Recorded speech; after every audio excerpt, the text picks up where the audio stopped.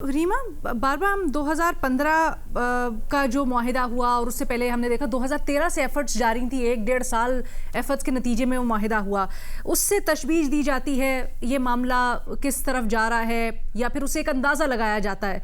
But do you think कि अगर आज के हालात और तब के हालात को कंपेयर किया जाए तो वो क्या फेयर कंपैरिजन होगा? ऑल्सो यहाँ पर आई थिंक एक अपॉर्चुनिटी है कि हम डेलीगेशंस को भी कंपेयर करें। जिस तरह से हम ईरान की तरफ से बड़े टेक्निकल लोग सामने देख रहे हैं, उनकी डेलीगेशन में भी जो लोग आए बड़ी डाइवर्स लोग थे, बट अमेरिका की डेलीगेशन में जो थे वो ट्रंप के करीबी साथी और वाइस प्रेसिडेंट थे। सो हमें इन मुज़ाकरात और जो होने वाली डिस्कशंस हैं मुआहिदे के ऊपर, उससे मुतल्लिक ये क्या इशारा देता है? जी, शुक्रिया लीना। बिल्कुल, मैं इन्हीं दो नुक्तों पे बात करना चाह रही थी। लेट्स सी कि what is going in favour कि कोई रेजोल्यूशन निकल जाए और what is going against. What is going against, उसमें आपने दो बातें जो की, मैं उनसे बिल्कुल एग्री करती हूँ। पहली तो ये कि क्लैरिटी इसमें नहीं है। अमेरिका की साइड कहती है कि जो ईरान है उनकी जो डेलीगेशन थी फाइनल से उनके पास नहीं थी, ये जेडी वांस ने कहा। फिर आज उन्होंने कहा कि वहाँ पे जो आज या कल उनका मैं एक और इंटरव्यू सुन रही थी जिसमें उन्होंने कहा कि वहाँ पे ऐसे लोग थे जो ईरान चला रहे हैं। तो ये एक कंफ्यूजन अमेरिकन साइड पे भी शो करता है कि कभी वो कहते हैं कि ये वो लोग हैं जो ईरान चला रहे हैं, लेकिन फिर क्या उन्हें नहीं मालूम कि IRGC का वहाँ पे क्या रोल है, और फाइनल अगर कोई फैसला होना है तो वो IRGC के अप्रूवल के बगैर नहीं हो सकता। तो ये कंफ्यूजन अमेरिकन साइड पे है। सिमिलरली ईरानी साइड ये कहती है कि अमेरिका की जो डेलीगेशन थी उनके पास हतमी से नहीं थी किसी चीज़ पे, और वो बार बार अमेरिका से रब्ता कर रहे थे, ट्रंप साहब से रब्ता कर रहे थे। तो ये मेरी नज़र में एक प्रॉब्लमैटिक चीज़ है कि क्या दोनों साइड्स को पता है कि फाइनल डिसीजन कौन लेगा, क्या इतनी अंडरस्टैंडिंग है, और उस पर एक एम्बिग्विटी है। अमेरिका कह रहा है ईरान के पास फाइनल से नहीं है, ईरान कह रहा है अमेरिका के पास से नहीं है।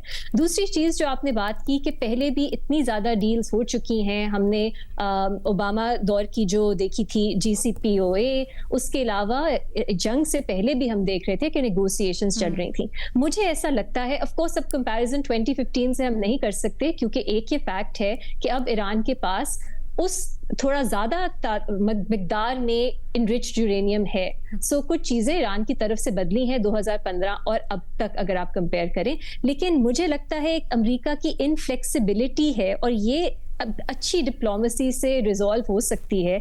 वो चाहते हैं कि ईरान कहे कि उसके पास राइट टू इनरिच यूरेनियम नहीं है।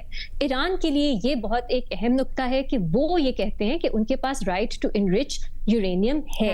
अब मेरी नजर में अगर मैं इसको देखूं, अगर ईरान मान लेता है, जो JCPOA में भी हुआ था, पहले भी ईरान काफी फ्लेक्सिबिलिटी शो कर रहा था कि एक मॉरेटोरियम हो जाए कि उस वक्त तक वो इनरिच नहीं करेंगे, लेकिन राइट उनके पास है, या जो ऑलरेडी इनरिच यूरेनियम है उस पर कुछ किया जा सकता है, डाइल्यूट किया जा सकता है, एंड सो ऑन। इन सब चीजों को अमेरिका नहीं मानता। वो उनका इस पे मेरी नजर में एक इनफ्लेक्सिबल रिजिड स्टैंस है कि ईरान कहे कि does not have the right to enrich uranium. So ये मेरे लिए एक प्रॉब्लमैटिक चीज है टॉक्स के हवाले से।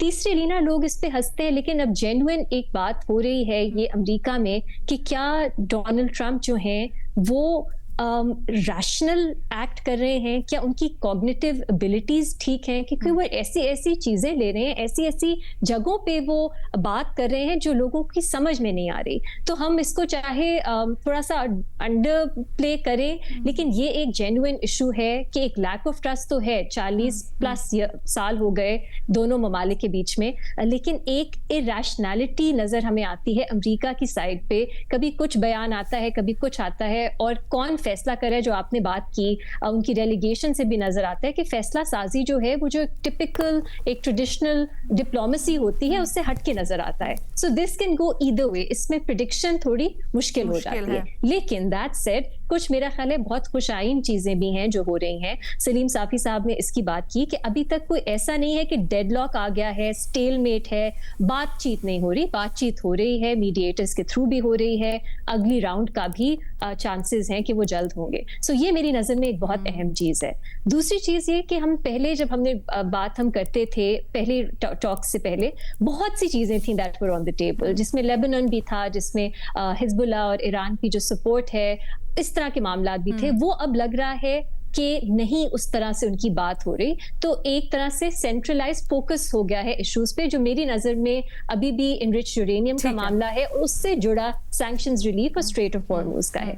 तीसरी चीज रीना जो मेरे लिए सबसे अहम है कि अगर रेजोल्यूशन जल्द नहीं होता तो उसके कॉन्सिक्वेंसेस बहुत डायर हैं, सिर्फ अमेरिका ईरान के लिए नहीं बल्कि पूरी दुनिया के लिए, पूरी दुनिया की इकोनॉमी के लिए। और अभी आपने नेवल ब्लॉकेट का जो हवाला दिया, अभी ईरान कुछ नहीं कर रहा, लेकिन ये सस्टेनेबल नहीं है। अगर अमेरिका को लगता है कि ऐसे ही वो चला सकेगा, नहीं चला सकेगा, क्योंकि eventually Iran will have to respond. और क्योंकि ये एक एक्ट ऑफ वॉर है, ईरान जो है वो इस पे भी रिस्पॉन्ड बाय फोर्स कर सकता है। तो उससे जो मामलात हैं, जो जंग है, उसकी नौयत और सिवियर हो जाएगी। तो क्योंकि कॉन्सिक्वेंसेस इतने ज्यादा हैं, मुझे ऐसा लगता है कि हमें शायद किसी ना किसी ऑन प्रिंसिपल डील के हम करीब हो सकते हैं। So this is my analysis again, we are hopeful कि कोई रेजोल्यूशन हो जाए। डेवलपिंग सिचुएशन है, उसके अंदर हतमी अंदाजा लगाना बड़ा मुश्किल होता है, अंडरस्टैंड, लेकिन अगर नहीं होती the consequences are really really Dyer.